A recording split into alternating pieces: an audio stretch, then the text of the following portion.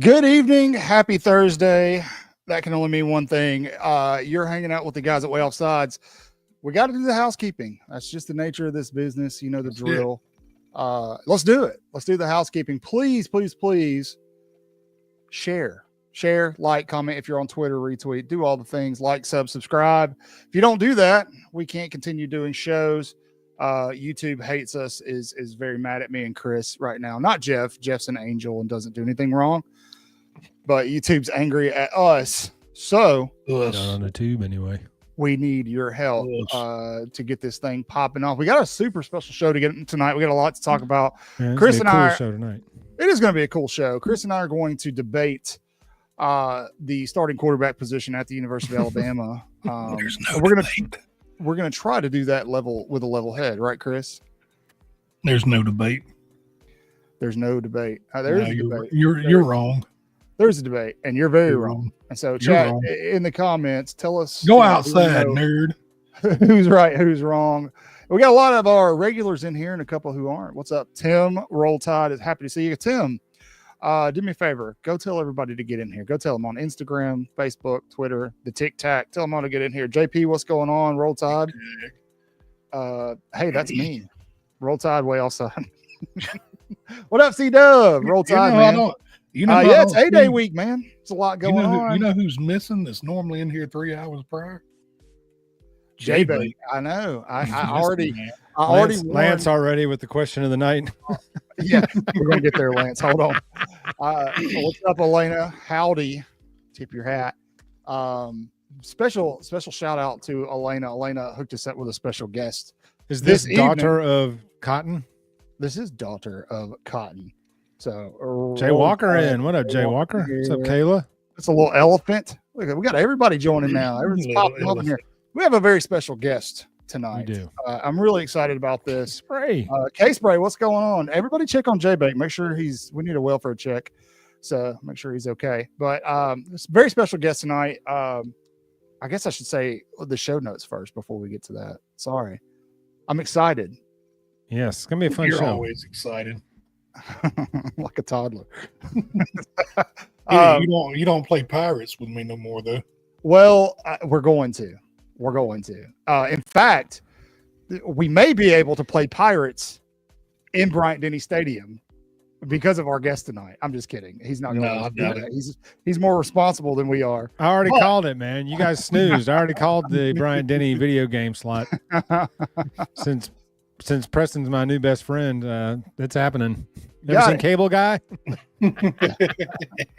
Cable Guy. Cable Guy. Tonight we have Mr. Preston Adelman, who is the Associate Director of Football, Creative. Where's your applaud sound effects, Cotton? Don't you have a sound machine back there? I don't have the soundboard plugged in. But no, the soundboard sucks, man. It does. It's bad. I got it off of Temu.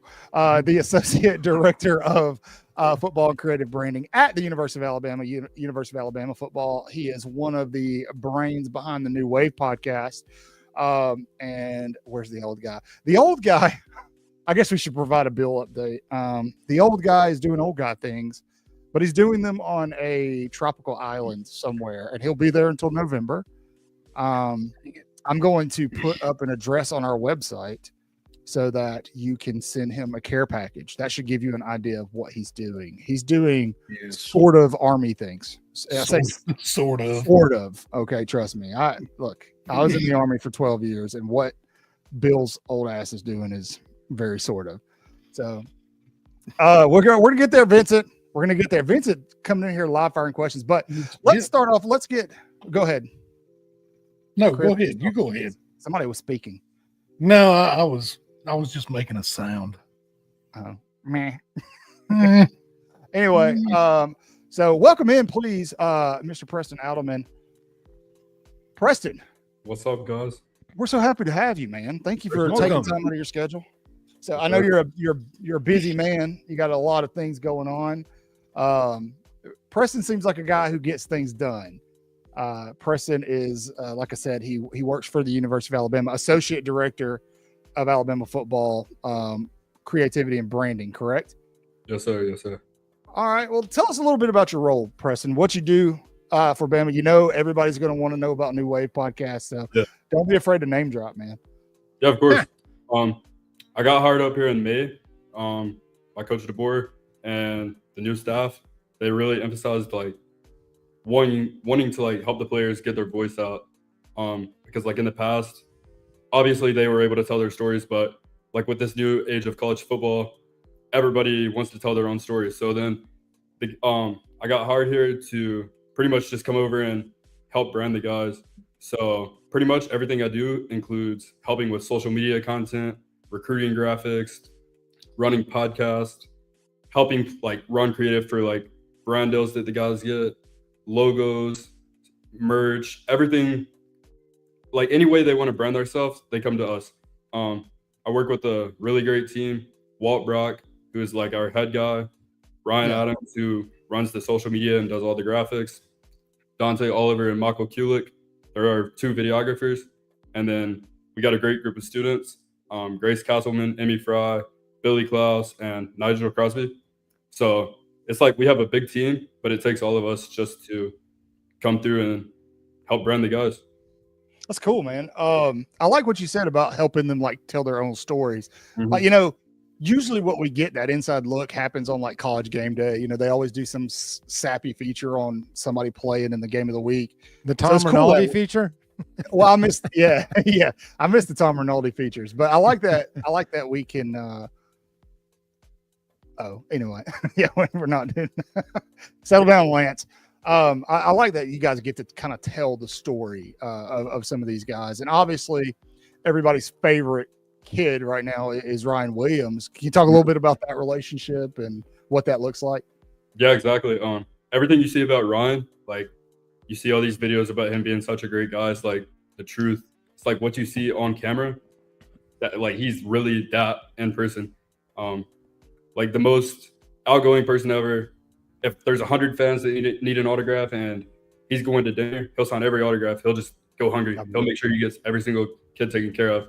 Just like 2 weeks ago, I was with him and he was signing autographs for kids. And then like the event tried to cut him off short, telling him that we got to go. And he's like, no, I got to get these kids, because I remember when I was a kid and all these people wouldn't sign for me. It's like great guy. And like you said, the College Game Day features, that's like one of our ways we want to do it, is because College Game Day, you get 13 episodes a season. Yeah. So that's right. You don't get, everybody doesn't get to tell their story. So that's really like what we emphasize. Like Jalen Hill, he's got a great story. We want to tell that. Yeah. Kate Proctor, can't go into details, but he's got a great story that we'll tell soon, because we're working on that right now. He's got a great story. All of like half the team, everybody has their own story. Like every single person in the world has their story. And a lot of these guys here at Bama, nobody really knows about their story. So that's where we come in. We want to help get all of these guys out, help tell all of their story in their own voice, because nowadays media, they can take one headline, run with whatever they want. Sure. Yeah. We give the guys the chance to tell it their way, which is how the podcast came about. It's also good. Yeah.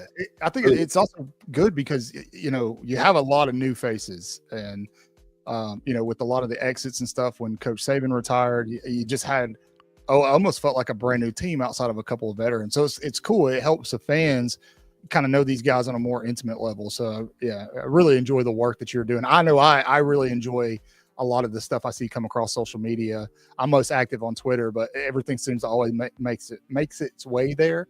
Yeah. We were talking before the show about the when Bach was announcing that he was coming back, and you know, Fortnite on the field and those kind of things. I think it's great because us older fans, we enjoy it, but also, you know, you're kind of appealing to a younger group, and so it's a really cool marketing strategy. I've in my job now, outside of the podcast stuff, I've had to learn a lot about marketing unofficially, and there's almost a science to it, man. Like a legitimate science to marketing, and it's pretty interesting.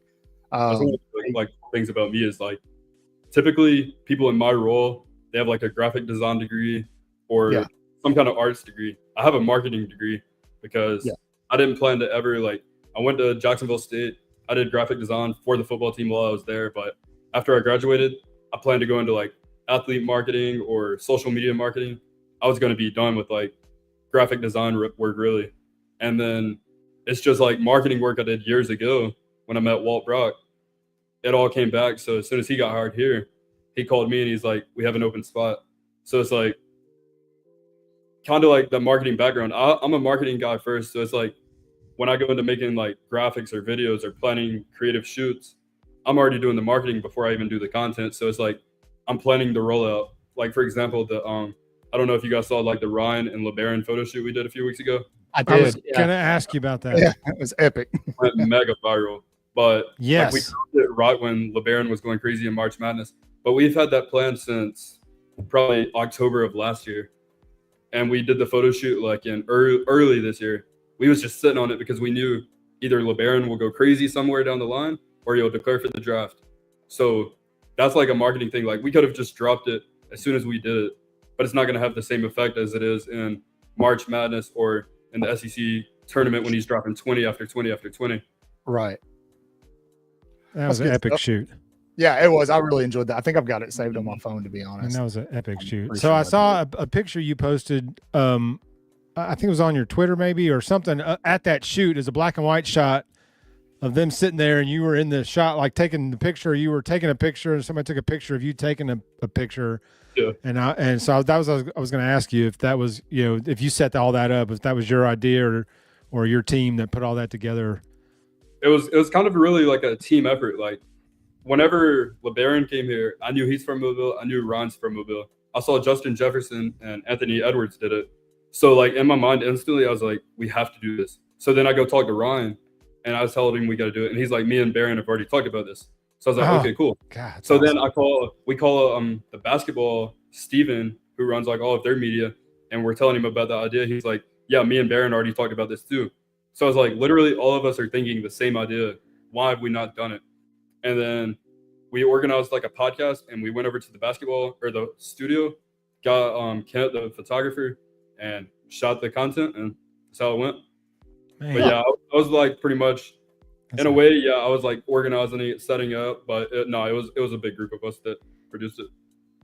That's cool, man. that was a great shoot, man. Great shots. Speaking of podcasts, obviously something that you're involved in that's really big is the New Wave podcast with Ryan Williams, Jalen Bachway, and I believe now Dre Kirkpatrick Jr., correct? Yes, sir. Yes, sir. Yeah, so tell me, He's permanent. He's permanent third. Yeah, because like them guys, they're like three of the best friends ever. Dre was gonna join last year, but then we just wanted to like do a trial run real quick because the original idea was Bach and Ryan. So we were just gonna let them, because they wanted to do this before they came here. They were gonna do it in their dorm though, and then we found out they're gonna film it in their dorm. We was like, no, let us give you like some extra protection. And then so we told Dre, we're like, let us get one season in, and then you hop in with us.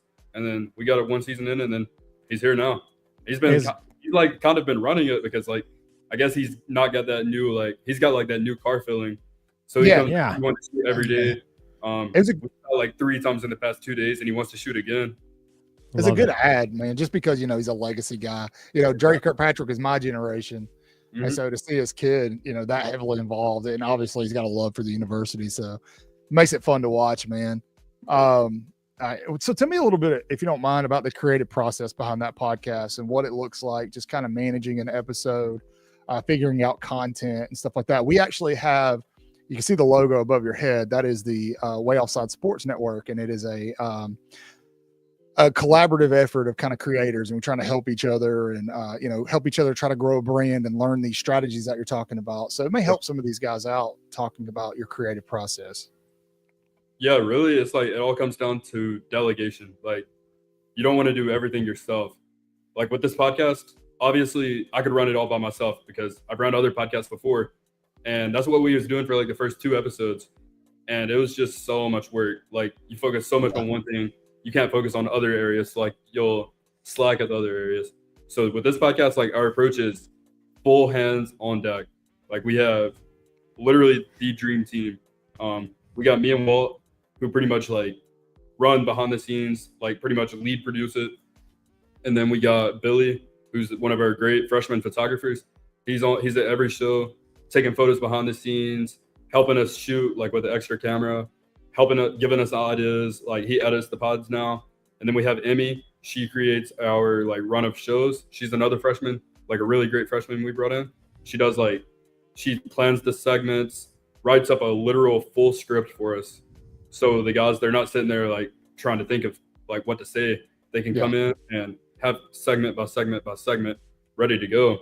And then, yeah, we just show up. Michael Kulik, he'll help us with audio. Like, he'll mic him up, get the audio perfect. And then Dante Oliver, he'll come in there, set up the tripods for us, get all the cameras like lined up. And yeah, we just go in there, film, takes us like 20 minutes, and we got an episode. But what we do a lot of times where we can really get ahead is we'll film 4 episodes back to back to back. Yeah. We'll have the guys like change outfits. This is like special. Just about to say they got to change the clothes and like off camera. Yeah, special info for the people here. But yeah, we will bring it to close. We can so then we can film 4 episodes, drop it back like 4 weeks in a row, and that only took us like an hour of shooting. So it's just like that's one of our strengths. We're so good at planning that I think that's really what helps us grow. Because like all ties back to the marketing background. We just know, and like when we film all these episodes, we have all of our clips ready, all of our thumbnails, everything ready way in advance. So then a month later, we can film 4 more episodes, and then we're finally dropping all of our old episodes. So we're just so far ahead and everything. So like if we can't film 1 week, we're fine. If something comes up that we urgently need to drop a different episode, we've got other episodes in the bank for the next week. So just you got a backlog just waiting there you can pluck from. That's brilliant. Exactly. Yeah, it is. Yeah. Let me ask you a question. Do the same thing. Let me ask you a question, Preston. With the growth of the New Wave podcast, and Dre coming on, and you seeing the growth over the year, and you kind of see this has potential for some real growth here. Is there any plan like to expand, say, like Michael was saying with the network, like a New Wave network where possible other shows, you would screen other shows and say, okay, we like this show. We'd like to invite them to be part of this New Wave network. And then we have a bank of shows like 7 to 8 hour. We have 3 20-minute shows, New Wave first, show B, show C in that hour block or whatever like that. I mean, is there like plans to kind of expand this, or are you just kind of focused on the New Wave podcast from, right now? Honestly, like when we first started, we was only locked in on the New Wave podcast. But then as we've grown and a lot of these other players see that these guys have a podcast, just went dark. These guys have a podcast. It's cool. It's cool to do it now because like before we did this, nobody else was really doing podcasts out here. Yeah. There's really not a lot of college football podcasts at all. It was like Shadur Sanders, Travis Hunter. I can't name any others that have really done it. It's kind of like the whole podcast scene is really still new for like athletes in a way. Right. Yeah. We did it, and now a lot of these guys see that. And what a shock. Bama laying down the groundwork. Exactly. That's never happened before. A lot of these guys see that like this podcast is like really taking off and getting the guys really cool opportunities. So it went from we're having to go to these players, do you want to hop on this podcast with us, to players coming to us, why haven't I been on the podcast yet? Boom. Which leads to players, can we start our own podcast? Yeah. That's what I was talking about there. Like, is it going to expand? Like, yeah, that's great. And it's like giving them a voice. Like big names it's like really big names that are wanting to start their own shows. So it's definitely going to definitely going to take off. Good. When did the I can't remind me? Do you remember when the podcast actually started? Like when you guys launched it? Was it? It was during the season, correct? So in July is when we like really like came up with like started planning things. August, I think it was right after like one fall camp one day. We were all just sitting there, and then it was kind of like a slow day. We were like, let's just film something. So then we all hop in the car. We go to Jack Brown's out in Tuscaloosa to eat, like me, Ryan, Bach, and Walt. And we just talk over the podcast, and they're like, we can go shoot something tonight. So then we drive over to the studio in Bryant-Denny, which is another cool thing about Alabama now. It's like a new thing that came with this new NIL age. We have a whole podcast studio built into Bryant-Denny. Cameras, mics, green screens, whatever you need for the pod. So we all just drove over there, didn't have anything planned. We just let the guys talk just to see how it would turn out. And they were going back and forth like with their fun banter. And first episode does 100K views, no promo. Like literally our biggest episode yet. Like it went crazy. The banter between them was so funny.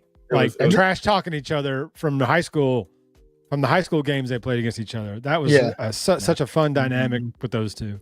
And this was before the Georgia game, right? Where Ryan really kind of popped off, and Yeah, I mean, everybody knew him, but this was like 2 weeks before the first game. that's Like awesome. we were just talking. Like they was on that episode, they were only talking about like how bad fall camp is, like trying to go to class, and all the students like harassing them. Like them, who's faster between the guys, which Of course. something's coming with that soon. Okay, cool. Little spoiler. I like it. We've been teasing it a little, but something might be happening with that. And then, yeah, obviously the state championship game, which they always talk about because Ryan went crazy, Bach went crazy. Man, so that game there when Bach got to Bama and I saw they were putting him at cornerback, I was like, what? Did they not watch the state championship game? What? No, you got to like, which is why I'm glad he's in receiver now because yes. What was I saying all last year, guys, on the show? Why is he playing cornerback? Yeah, you cannot keep the ball at, like he has to be on the field because yes. Thank you. All right, we got a Gator in here. We'll allow it this all right. week. They just won the hoops championship. Congratulations. We'll allow it to the Gators. We'll allow it. Make sure you subscribe if you haven't yet. Yeah, please do. Gators. Them and their jean shorts. So, Preston, we won't keep it too much longer. I know you're a busy man. You got a lot going on. I do have a question that everybody's going to want to ask. Guys, if you want to ask a question to Preston, that's fine. If it's not crazy, we'll pop it up on the screen. Jay Bake's not in here, so it shouldn't get too wild. But Preston, in terms of players, I'm sure you've had, you're formulating relationships with a lot of these guys. When I was at Alabama, when I was working on my master's degree, I worked for the athletic department for a little while. But I still kind of had like that awe, stars in the eyes thing when I'd see certain guys. I remember my first day on campus, I was walking into the Lloyd Hall, and DJ Fluker comes walking out. And how'd you know it was DJ Fluker? Well, because it's DJ Fluker, bro. He's a massive human being. There's not too many 6'7", 400-pound guys walking around campus. Yeah. Like I'm 6'3", and I mean I'm a big dude, and that dude he dwarfed me. But like for a second, I was just like, oh my gosh, like I had to kind of like do you have that little starstruck moment sometimes, or are you just kind of used to it at this point? No, we joke about that all the time. It's like literally that's like one of our most talk about like topics is like the facilities. I walk around the facility every day. It's just cool, a facility to me. But like the first day I walked in, starstruck, like just looking, wide-eyed, taking pictures of everything. Never in the office, just looking at everything. Yeah, and then like seeing the players, like because growing up all my life, dream Bama fan. Like when I was 9 years old, the only thing I wanted to do work for Alabama. Like I have old tweets saying that. So then when I got here, I remember walking down the hall, the South Florida game, which is like still early in my days here. I walk by, there goes Julio, and then that's crazy. That same day, I'm sitting in the it was like the Saban Field naming day. So me and Walt were filming like just different interviews with different players, and it's all the players I grew up like my favorite players. So it's like Jay Cooker walks in, we film with him, and I'm sitting over there. I'm like, that's one of my favorite players ever. Yeah, I knew Chris was good. Yeah, Chris too. That's why he's smiling so big. All of the guys, but then where I really got starstruck is growing up. You always hear everybody talking about Saban. When he walks in the room, you feel like his aura. So we're sitting there, back is turned. We're just me and Walt are talking. I don't know. I promise I'm not lying. I feel something walk in the room. Like I could feel it. I promise I'm not lying. I used to think people are lying. I am not lying. I turn around, Saban is just standing like 2 feet away from me. And then I'm like, what? Like, and I was trying not to fan out because like I work for the football team now. So it's like, can't really fan out. But then I look at Walt, I was like, I would never ask for a picture with anybody here. I got to get a picture with Saban. Because the GOAT enters the room, all bets are off. Yeah, he's taking pictures with everybody. So I was like, I look at my boss, I was like, I have to take a picture with Saban. He's like, yeah, let's get one with him. I was like, so then we go shake Saban's hand. I couldn't even say a word to him. Like I was trying to say something. Like I've met everybody you can think of. I've never been starstruck. I give him a handshake, and then I was just like trying to say something. I was gonna be like, I didn't even know what to say. I said that I didn't even say a word. I just took the picture, walked off, and then like I was the rest of the game. Like I'm sitting in the press box 2 hours later, and then Ryan is sitting beside me. I probably annoyed him because I was like, I just met Saban. he's saving like he sees him all. He's like, yeah. He's like, yeah. So, but I'm like, he recruited me. And I'm like, I just saved him. And then so that's awesome. Ryan Williams, another thing, like talking about the starstruck thing is like I forget how like big these guys are in the state of Alabama, like showing the power of the script A. Yeah. Is we were doing like this event in Albertville like 2 weeks ago, like the autograph signing, and we took Ryan and Bach there, lined like there was the event started at 9 a.m. a line full of people everywhere, and I'm like, they're lining up for this guy that I work with these guys I work with every single crazy. And I just take it for granted. And then like people from my hometown, they're always calling me, I can't believe you work with Ryan. I'm like, that's just one of my boys. It's like, yeah. I was just about to say to you, it's like, that's the dude that I pushed out of the stool the other day. Or like, that's the guy that hit my shoes or something. Like, he's just like one of the fellas. And we're out here going, Ryan Williams. Exactly. It's just like before I got here, I was always telling people it's like generational talent. Like I was always telling people it's going to be one of my favorite players ever to come through Bama. And then I get hired here 3 months later, and then now it's just one of my boys. And now you're just boys. That's cool, man. That is so cool. So cool. That is so I like that you talk about like the the power that's still behind the script there. I like that. We tell people all the time, like that the brand is still lethal. That's kind of the thing we say about it. Cause when it's a massive brand, but people just, when Nick Saban retired, they were just so sure that Alabama's brand was just going to melt away, and it really hasn't gone anywhere. Me and you. Oh, I was just like Walt the other day was in Toronto, and he was telling us he's got like so many people in Toronto saying Roll Tide, like a whole nother country. It's just crazy to me. That's nuts. Before we let you go, and whenever that is, I wanted to ask you this before I forgot. Like, what's Debo like? What's Coach DeBoer like? Is he intense off camera? Is he what you see smiling on camera? Is it the same guy? Like, what's Coach DeBoer like? He's one of those guys that's like he can flip when he needs to. Like he knows when to like flip the switch and like be intense, but also it's like one of the greatest guys I've ever met, ever worked with. It's like you hear about him being so humble all the time, but no, like a genuine humble guy, like sends out Christmas cards to the whole staff, just comes through the office, checking in on us all, bringing cookies in the office random days, just random, like cares about you as a person, doesn't just treat you like you're just one of his staff workers, cares about the players. It's like I've never heard anybody say anything about him, which I see why. It's like real genuine guy. If you have a problem, you can go tell him, he'll help you out. If you're ever just wanting someone to talk to, you could, like, Coach DeBoer is one of those guys you can trust. Greatest person to work for, really. Awesome. That's awesome, man. That's good to hear. Well, Preston, we'll let you get on with your night, dude. I just want to thank you for coming on with us. You're welcome. Thank you. I probably speak for the other guys. You're welcome anytime. And if there's anything we can do with you or for you, man, don't be afraid to holler. Keep my daughter in check over there. We're down here far away. We're crazy out here. And she's wild, bro. She's crazy. If you're still watching, we're talking about you. Oh, she's watching. There she is. There she is. RTR. All right. Preston, enjoy your evening, man. Thanks for coming on. We'll be in touch, Preston. buddy. Good talking to you, buddy. Have a good one. Roll Tide. All right. That was good stuff. That was man. awesome. That was awesome. Stuff. Did you take notes? Well, luckily we record and we can just go back and watch everything. But we don't. So, I do all the time. No, you're lying. I will go back as soon as we finish the show and watch. We care about the show, Chris. Yeah. But let's get to some good stuff. Lance, me and Bill's out of the country, so yeah. Lance said that his attention span's getting short, so we got to change the topic. All right, Lance, we're changing it for you, but before we do that, you guys know the drill. I gotta do it. I know you hate it. I know you absolutely hate it, but please share, like, subscribe. Like Southern Red said, hit that thumbs up button. That helps us out. We can keep bringing you content, bringing you more guests like Preston. That was a really good interview. I enjoyed it. Yeah. Really good insight to what's going on behind the scenes with marketing and the New Wave podcast.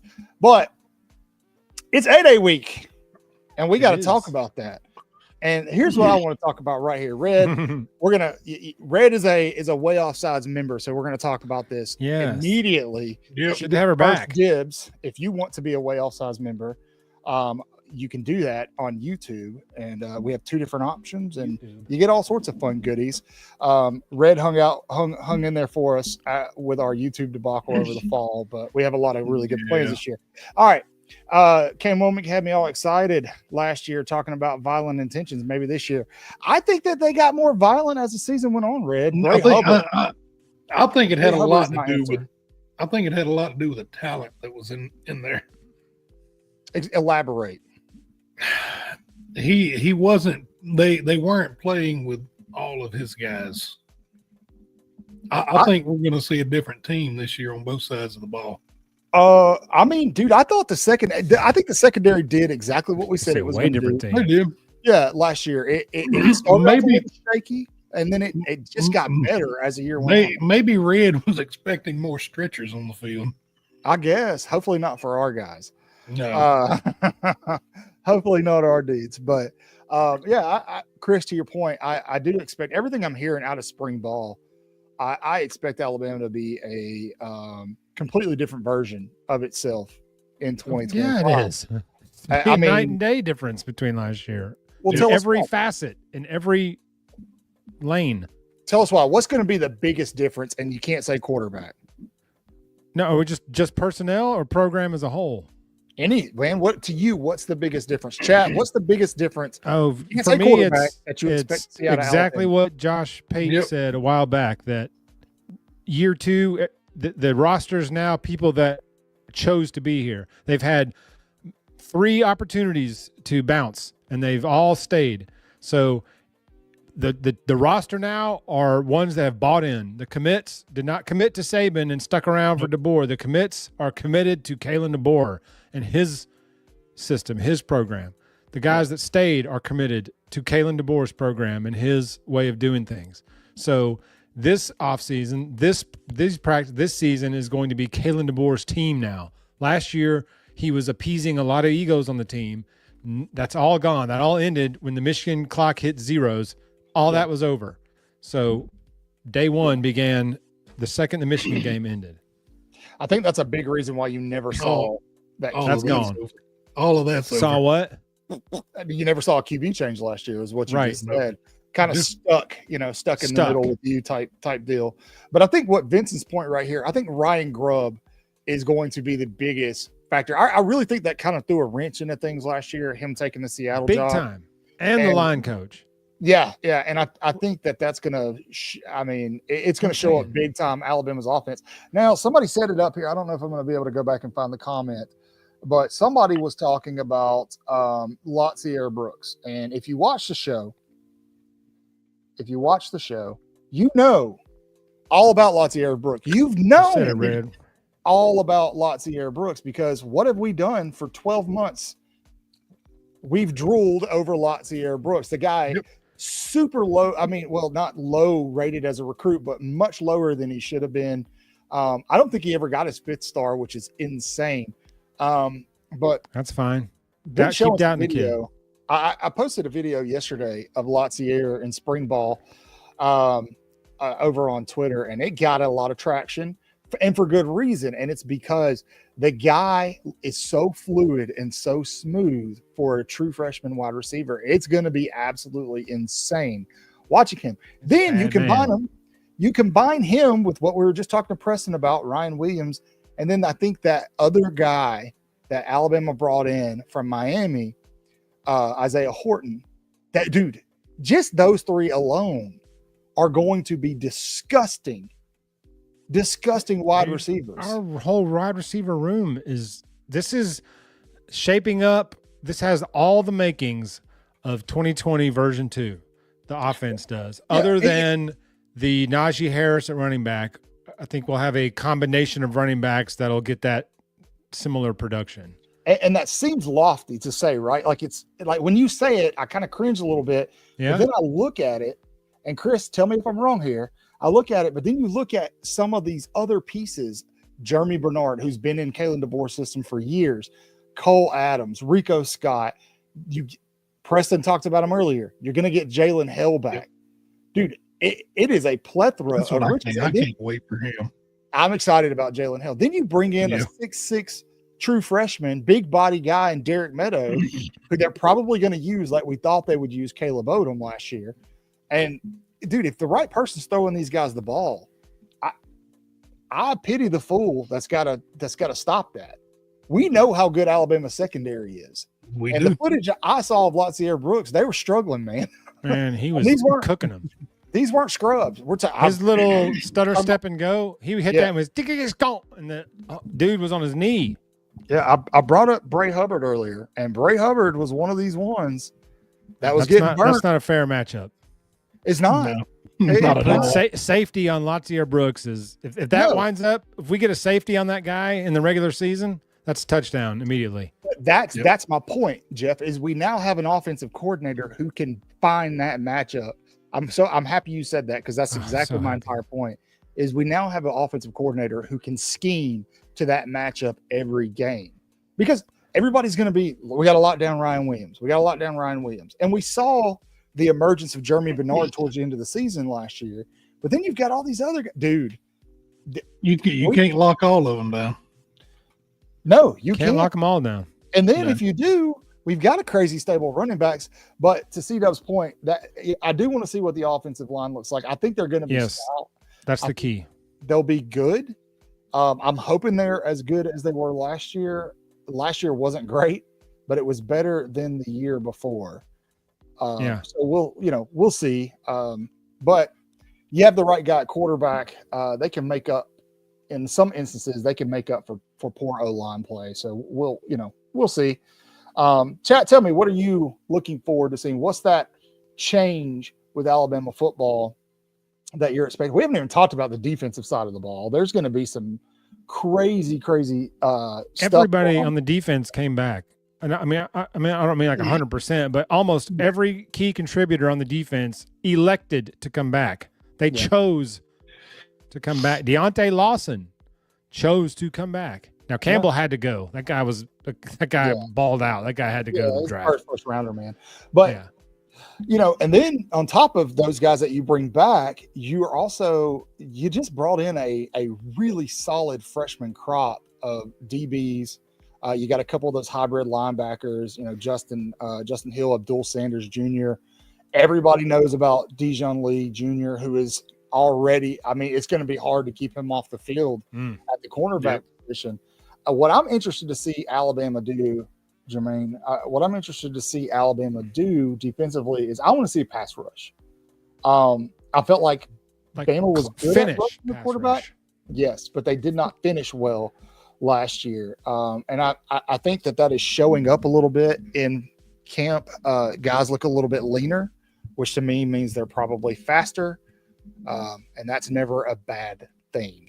I think LT Overton wound up with like 2 sacks on the year, which sounds made up because he was in the backfield like every play. It seemed like every play he was in the backfield. Just couldn't quite finish. But just couldn't get him down. Couldn't get the sack. Or the guy would just slip out of his way. But he had hurries or pressures. He probably had 10 or 12 QB hurries or pressures. He was constantly in the backfield. Yeah, absolutely. Hey, I'll be right back, guys. I got to take care of something. Where are you going? I gotta fix something. So he's got a turtle head poking out. He's got all crap on deck that could choke a donkey. That's exactly what it is. What you're looking for on the defensive side of the ball, discuss amongst yourselves. I'll be right back. Consistency. Yes. Tackling. That would help. Stacks. Pass rush. We need a pass rush. Lance is right. Number two. Yes, you will, Ty. We can confirm. We can see Michael on the backstage. He is. Yeah, we look at him. Deuce. Yep. he look like Smokey over there in the bushes. I ain't the smartest man in the world. Smokey. I ain't gonna tell nobody else. I'm not the smartest man in the world. Smokey back here taking us. Anyway, sorry. He's out. My I mic, tell nobody else so. my mic stand was acting up. It almost fell. I had to fix it. That's from I was trying to that's from be that OnlyFans shit you be doing. Feet pics, baby. That's Family what show. pays the light Family bill. show. That's all. I heard you've been showing more than feet. Ape. Oh, Ty's in the house. What's up, Ty? Yeah. Y'all, Ty got a show coming out in 10 days. No, Cotton won't be there. He's You talking about A-Day? yeah, he's down in he's down living the good life on South Beach. Oh, Ty gonna hang out with Chris on Saturday, he Yeah. said. Yeah, I'm not doing a ton of traveling right now. I got kids graduating high school and college. So. yeah. Wait, you got kids graduating college this year? Yes, dude. Lame. No, ain't no way. Yeah, the oldest man. Don't Man, say I that. remember. I remember when the oldest was playing dress up and confusing the hell out of me. Oh yeah, I went to his house up in Oxford, and the way the kitchen was set up, it was a horseshoe, and you went in through the den and come out in the hallway.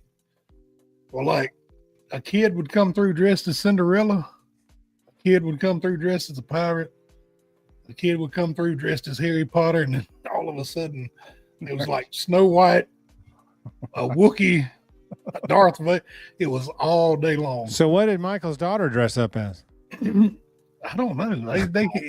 He was Those like all he's sounded like like Michael's costumes.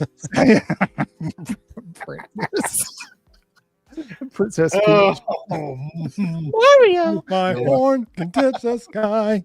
Hey guys, let's go. I want to go off topic really quick. Chat, bear with us. We're going to talk about something that has nothing to do with why you're here. Did you guys see the news? It's a good way to get views. That they brought back What? dire wolves? yeah. That's Why can't we leave things alone? What is that? You have Man. to tell people what that is. It's an ancient wolf that is larger than regular wolves. They were highly featured in Game of Thrones. yeah. Those were dire wolves. So I'm trying to erase that from my memory. there's a series of movies that show us why we shouldn't do that. Yeah, It's called Jurassic Park. Yeah, man. Why are we messing with the natural order? They had their chance. They lost. Game over. They couldn't make it. Why do Couldn't we make it. insist? Why do we constantly insist on ruining a good thing? I mean, They should have brought Jeff Goldblum up there to sign off on it. or we could have. Hey, if they Have a can do T-Rex that, on order. we can have a lot of Derrick Henrys in the future. You actually just get the DNA. You have to grow your own T-Rex. Yeah. Yeah. At what point, Chris? At what point do we start breeding That's right. in a Southern lab Red, that's right. perfect athletes? Right. Yeah, We there's gonna be a already did. pterodactyl, yeah. They did there's that. enough- His name was Julio Jones. He just retired. Did she spell pterodactyl correctly? Probably, yes, she sure did. I'm not It's questioning flying- yeah, Southern Red's spelling. I think it No, is. I skill. think that is correct. flying overhead. Caw-caw! Anyway, Oh, I don't think that's what they sound like. I think that was an eagle, but I don't know. I don't know. You'll never know because we don't need to bring them back. We have to stop messing. Like, this is really irking me. Like, I'll be laying in bed at night going, they brought back a damn 10,000-year-old extinct species for what good reason? Why did you do again? Why couldn't they brought the dodo bird back? Because Something that won't Spielberg's change. making a new Jurassic trilogy, and they didn't want to use CGI. They wanted live animals, so they just went ahead and grew them. Look, I don't care what side of the fence you sit on, creationism versus evolution. I don't care. It doesn't make sense either way. Either they had their natural selection took its course, they had their shot. You lose. Nature chose them to be do not extinct. collect $200. Nature kicked Ian your ass. Malcolm, Goodbye. Jurassic Park. Or the good Lord decided he didn't want them here anymore, and he wiped them off the face of the earth. Why do we insist on? It's pissing me off. I'm gonna be honest, man. That was a weak eagle. Can't the good Lord do that with Tennessee fans? Just wipe them off the there's face of the earth. an egg shortage. Well, I heard that they were trying to genetically engineer the ultimate Tennessee fan, but there was a problem with the DNA. It was too muddied from all the inbreeding. So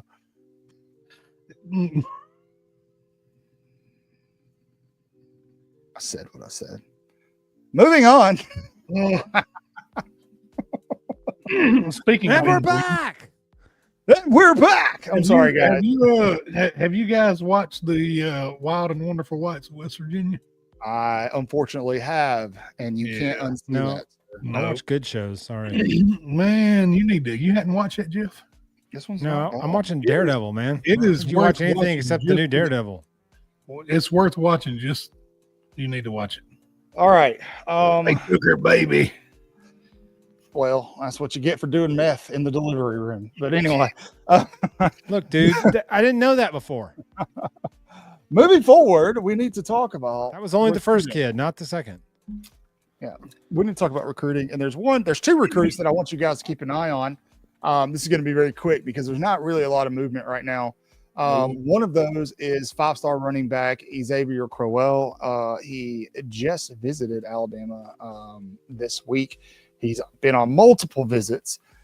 I think that Alabama stands a very good shot if they cut a check to land Xavier Crowell. And the guy is amazing. I do think if Alabama lands him, we may lose one or two guys in the portal. That's fine. I don't care. Also, somebody else I want you to keep an eye on, and this is a name that you've heard a lot, is 5-star wide receiver Sedarian Morgan.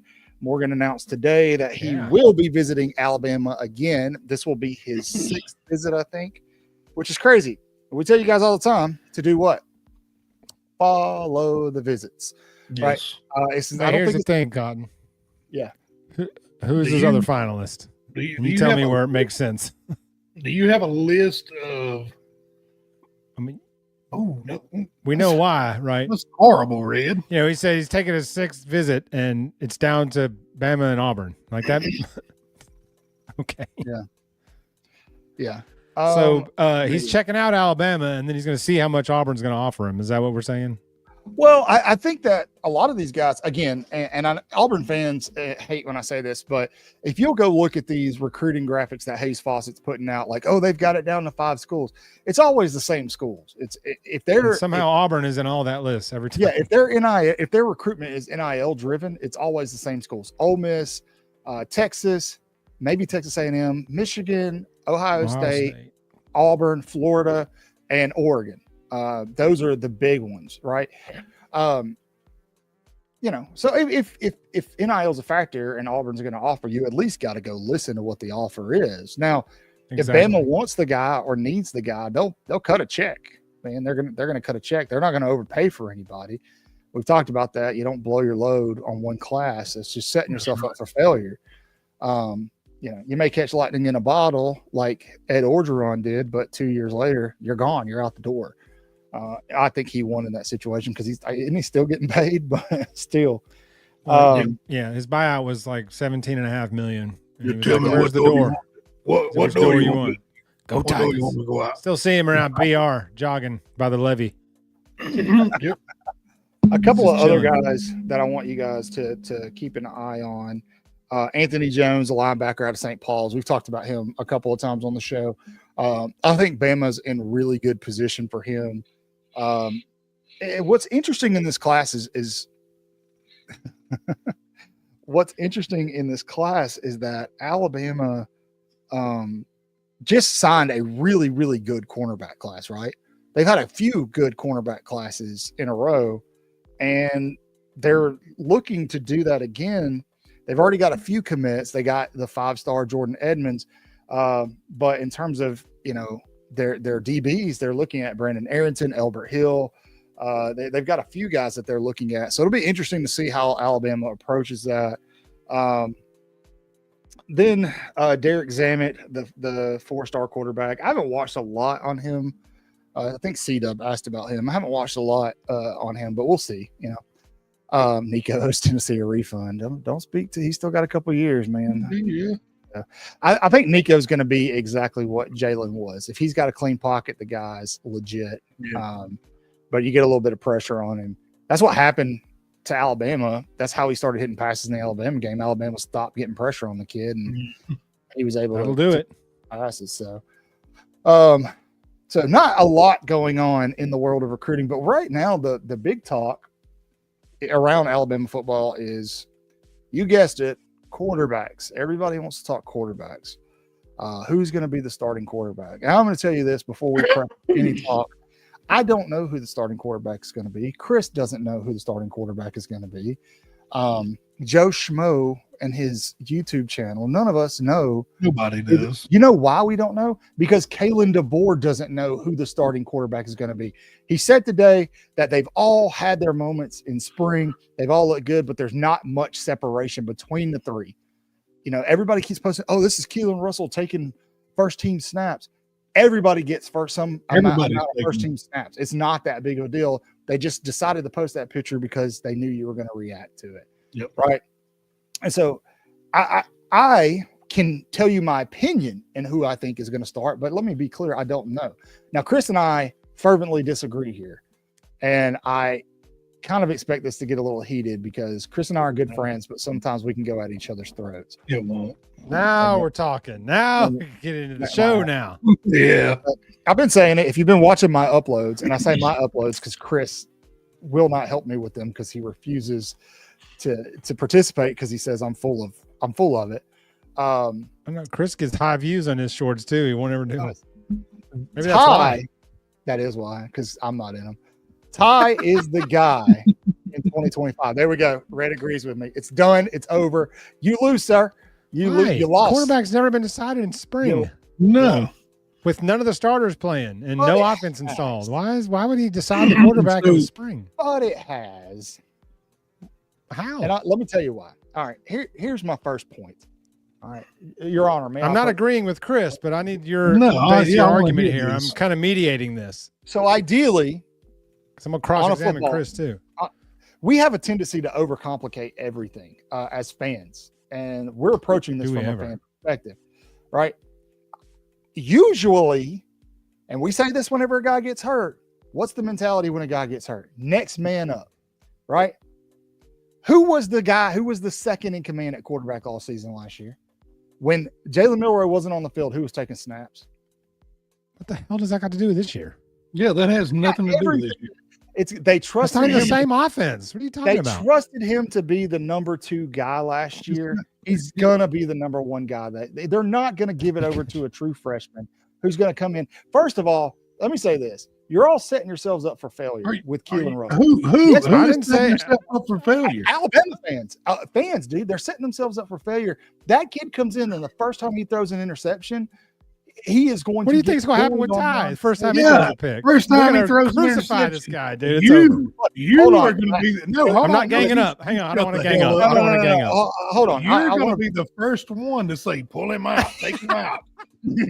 I want to be clear here. There's a difference in bullying Ty Simpson and how certain Alabama fans are going to bully Keelan Russell online if he screws around and loses a ball game. Like, let's be straight up. What's any difference than the way they bully Jalen Milroe? There's not. It's going to happen because all the armchair quarterbacks and the kids, you know, the 40 somethings that QB2 is always the most popular player that said, "Oh, if I wouldn't have twisted my ankle in my senior year, I'd have been in the NFL." Whatever. Coach would have put me in. I'd take state. Yeah, I throw football over them mountains. bunch of damn Al Bundys sitting around. I'm gonna argue for Austin Mack. We got a Keelan argument or a tie. We got Keelan. I'll argue for Austin Mack. All I'm gonna say is this: would you rather someone that stuck it out and was number 2 last year lead the team, or would you rather have the best man for the job do it? I want the best man for the job, but it's so obvious that the best man for the job is Ty Simpson. He's got the most knowledge. He's got the most knowledge. He's got the seniority. Most knowledge of what? Yeah. Dude, how to play quarterback at the college level. What are you talking about? He's not done it though. He's never done it. Yeah, I mean he fumbled a touchdown. Jeff, you got the arm white. You got the right white ball. I give you that. Jeff, we were just talking about how Kalen DeBoer's hands were tied, and Jalen Milroe had to be the starting quarterback last year. Right. If that wasn't the scenario, who's the starting quarterback last year in 2020? But that doesn't. It ain't Jalen Milroe. It doesn't matter. Last year doesn't matter. That's what I keep telling you. Matter. Your whole argument is predicated on last year.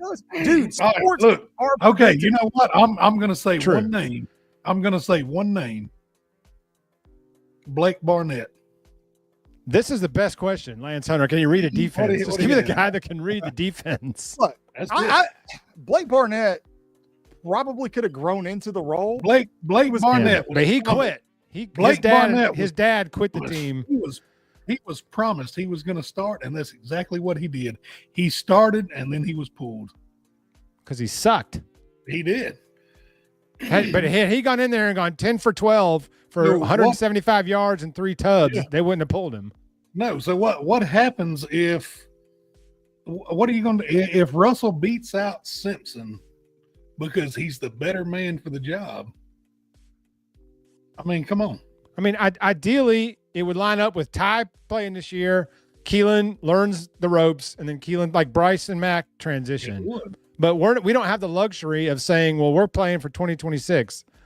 So you know what? Because Ty was the backup last year, he's automatically the guy. I don't give a damn about a coach's loyalty to a player. There's only one thing I care about, and that's that trophy case getting filled up. Yeah, but this isn't about loyalty. This is about if Russell's the better player and they start Simpson, that's what it's about. First of all, I think you have to build parameters around the idea of the better player. Bully. You know that? Russell may be a better player all the way around, but he may not be the best fit for the game at the moment because he doesn't know the playbook. He's not up to speed. And he doesn't have to know it. It's only spring. You don't have to know it till August 30th. I agree with C-Dub here. I think Ty's going to have a very similar year to Coker. Now, poor Austin Mack and all this. Everybody's talking Ty Simpson, Keelan Russell, and forget Austin Mack. I'll make the argument for Mac. I mean, Mac knows the offense better than everybody. You keep talking about Ty last year. Austin knows it more than anybody because he was actually there in DeBoer and Grubb's real offense. This is not so he's got a leg up on Mr. Ty. Yeah, this is actually very accurate. My man, this is accurate. I mean, he's right. Who just won the Natty? Greg McElroy went undefeated, so that's Will Howard won a quarterback at Ohio, or won a Natty at Ohio State. Will freaking Howard. He could actually throw the ball. I mean, McElroy could throw about 35 yards if he got a crow hop, and he went undefeated. Oh, yeah. Greg's going to be very unhappy with you. He'll be okay. We all know the greatest quarterback to ever come through this program, Saban era, Jake Coker. Jacob Elias Coker. Yep. I don't know if that's his real name. Well, we obviously can't take you too serious with the quarterback argument now, so you've just eliminated both of you. So I guess Austin Mack wins. Look, I'm telling you, man, it's going to be Ty Simpson. Ty Simpson is, you can make the argument, and I get what you're saying, Chris. You don't care about loyalty. You can make the argument that he waited, so you at least have to try. He waited, right? You at least have to try him. Well, he's trying. They're all going to get equal shot. They're learning right now. You may be right. You may be right, Michael. He may be Ty, but telling you, man. Ty and Austin got long, slow releases. I don't like that. That's my biggest hang up on Ty is the long, slow release. You want me to tell you who the better passer of the three is? Russell. Sure. I don't disagree with you there, Chris. Yeah. I don't. But the thing is raw talent doesn't always translate to success. We've seen this over. But the thing is, you or nobody else knows what kind of knowledge this kid has. I do. He's a true freshman. How long has he been studying the playbook? He's had the playbook. Not as long as Ty Simpson and Austin Mack. No, Ty hadn't had the playbook. Austin Max had the playbook. Yeah. I mean, Ty's had a playbook, but not the playbook. Look. One of the most talented, and I might get chewed up for this and spit back out, but I'm going to say it. One of the most, not the most talented, one of the most talented wide receivers to ever come through the University of Alabama ended up being a huge bust. And it had nothing to do with his actual athletic ability. Agiye Hall. Agiye Hall is one of the most talented wide receivers to ever come out. He's not a quarterback. We're not talking about wide receivers. His position is less technical than a quarterback. So true. Yeah, picking that up and applying it to the quarterback position, it makes more sense that natural talent is not going to be enough. And I think Keelan Russell is going to have his day. I just don't think it's 2025. I guess we'll have to find out. What is the easiest? You don't have to be a damn bully. I'm sorry. I'm You don't have passionate. to be No, a this is bully about it. debate. This is what No, we're he's doing being a debate. bully. You This is should a good see the question. he's sending me text messages. I'm not. Oh, Lord. So this is a good question. Y'all text each other after the show? What's the easiest? Nobody's texting Jeff. What's the Jeff gets pressed about that? What's the easiest position to come in and show out as a freshman? This is a good Probably- question. Probably Linebacker. wide receiver. Linebacker. I think wide. Well, it depends on which position, though. If you're having to call the defense at middle linebacker, that's Oh, probably no. not the easiest. I know freshman. I mean, Ben linebacker. Davis took 5 years and still couldn't figure out how to do that. Yeah. Rest in peace. I think wide receiver, He's fine. His career's dead. maybe It's grass. I Sorry. want to say maybe one of the tackle positions, left or right tackle, just to kind of depending on your ability. Are you sure about that? I mean, but you don't have to you don't have to Your Honor. study. I mean, I don't know how much you have to study as a left tackle. I've never. I mean, Your Honor, I would like to submit to the court as evidence Caden Proctor. but I mean, he was the best tackle we had as a freshman. Yeah, I guess you're right. That's why I started. But So that's why he was the guy that played. He was the best one we had. Doesn't mean he was elite, no, but he was the best one we had. I mean, Andre Smith came in and was an All-American right out of Birmingham, which I always laughed because Saban's biggest critique of Andre Smith was he never had to work ever. So when he got to Bama, when Saban got there and made him work, he was miserable. And but can you imagine Andre Smith in high school at his size? He was just chucking people. yeah, I mean, he probably didn't have to study film, train much or anything because he was just bigger than everybody. I think a lot of people that are saying running back is the easiest position to come in as a true freshman. No, I disagree. Just I because disagree with that. there's a lot of blocking Blocking. and things that go into being a running back. That There's so don't much necessarily- blocking as a running back that you never notice unless you're focused on the running backs when you're watching the game. Yeah. Or if the play gets blown up, you watch the replay and 90% of the time it's the running back didn't pick up Yeah, they his didn't man or didn't slide over in time, So that's why Sean Alexander didn't play much as a freshman, even though he ran for 300 yards in Baton Rouge. And Ivy Williams, the running backs coach, said he didn't block well enough. So we're gonna keep playing Curtis Alexander for the rest of the year. Like, what? But that's a big deal. Was Najee a freshman at Alabama? I don't He think played 4 Ingram years. was either, and I'm pretty What sure are you talking Yeldon was. When they were starters, I'm pretty sure they weren't. No, Started. no, that's not how he. It was Glenn Coffey, and then it was and Ingram, and then it was Ingram Trent, and then Trent Eddie, and then Eddie Yeldon. It's always Yeldon, upper class, lower class. I mean, Yeah, that's the way it was for Saban anyway. Because everybody forgets about Glenn Coffey, but he set the bar for running backs. he did. Yeah, he 07 did. year. Yeah, he was and then amazing that year. Then the dude said, "Screw this! I'm going to go be an Army Ranger." Yeah, he was just gonna be a Ranger instead. yeah. Play Straight 1 year in back. the NFL and said, "This isn't challenging enough. I need something. I'm bored." Go jump out of airplanes and Yeah, kill us. no with problem. Bin Laden. No problem. But he gets overlooked a lot in the Bama all-time running back because he only was really there 1 year with Saban, but he had a right. really good year. Go ahead, Chris. Speaking of Alabama running backs, I don't know if you guys know it, but Sherman Williams is now the head coach at Blunt High School here in Mobile. I did know that. We need to I get did him know. on the show, Chris. Work your Yeah. magic, man. The Sherman Shake. Yeah, Dude, I how- know. How about all these former Saban guys getting these coaching jobs at like West Alabama. Yeah. It's But so you know, good. but everybody's like, oh, I saw somebody they made a post that this is the best coaching staff in college. I'm like, these guys have never coached before. How do you know? Yeah. I'll say They were this. the best coaching staff of players. I'll say this, Yeah. man. If you're a recruit considering going there, you better make sure you got some huckleberries on you, because if they're gonna adopt the Saban model, they're gonna work your tail off. You're gonna You're gonna work, work, bro. brother. You're gonna work. So, And I'm happy for Coach Cochran, man. That Yeah. comeback stories are always good to hear, no matter what level, whether you're playing or coaching. He was always one of my favorite. He may take West Alabama to the playoffs. I mean, they don't have the infrastructure really to do No, they that. don't. But really, I mean, all they have to do is what Kirby Smart did when he went to Georgia, is just copy and paste that Alabama model, and it's going to work at their level. Didn't It's Tyreek gonna Hill work. play at West Alabama or get kicked off the West Alabama team or something? Probably. I don't know. Yeah, Probably. I think Tyreek Hill was just involved in a domestic dispute. I did see that today. What's the Isaiah Bond news? Did I miss something with I Isaiah thought I Bond? missed something too. Yeah, somebody said something about Isaiah Because Bond. he Yeah. put out a post saying something about don't believe it. Let me look it up. So I'm assuming somebody accused him of harassment or domestic or something. Turns himself into police on sexual assault. Frisco. Oh, It's always There it is. It is Oh. always some Deshaun Watson crap. innocent Don't worry. until proven guilty. boys Deshaun and Watson has girls. declared he's all the naysayers will motivate him for his big comeback in Yeah. 2026. That's it. Oh Gotcha. man, well, That's- Yeah. you Yeah. know, At least it. did it. I hope he gets the help he needs, and if he didn't, roll tide. We hate you. So.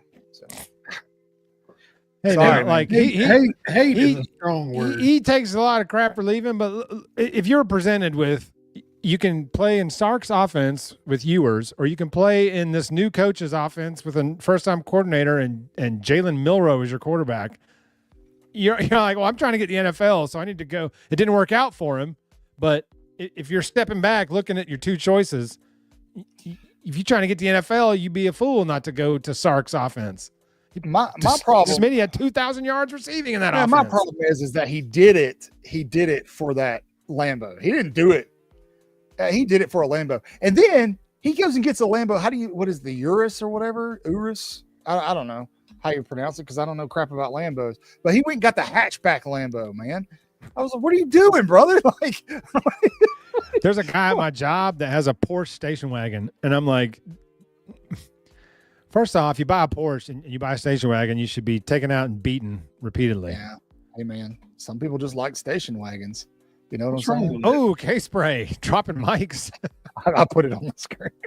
I didn't leave it up long. I missed it. Yeah. Yeah. All right, guys. Well, look, before we wrap up, I just want to remind you all about our memberships. If you have the extra cash, we could use it. Give it to us. We do have 2 different memberships that you can join via YouTube. This is what you get with each. This helps us out, so please consider joining. Again, we want to thank Preston for being here. That was a fantastic interview. I really enjoyed the insight. If you become a member and make $1,000 donation, huh? You want me to bring this down to St. Augustine? I don't know anybody in St. Augustine. Oh, I'm sorry, South Beach. Damn it, Chris. I don't live in St. Augustine. I don't know anything about that. Well, whose house we did wanna I thank do it at 131 Long Street? I don't know, man. Cocaine's a hell of a drug. In I want Beals. to thank you all for hanging out with us. Please, engage with us on social media throughout the week. If you're not on Twitter, definitely on Twitter, on YouTube. If we post a short, We do have feel fun. free- yeah, share that everywhere. Tell your friends about us at work. When you're at A-Day, doing the Tell your A-Day mom and game. them. Yeah, Chris is going to A-Day, right? So look for Chris and make sure you tell everybody, hey, Waaaay Offsides, join them. If you got a Waaaay Offsides shirt, rock it at A-Day, man. Tell folks about it. Eventually, Red- we're going to have Waaaay Offsides shirt with our logo on them. I've Yeah, We got, have those. Got one. I've got one. Okay. I do too. So just tell folks about us, man. That word of mouth is the best way to promote us, and we love each and every one of you.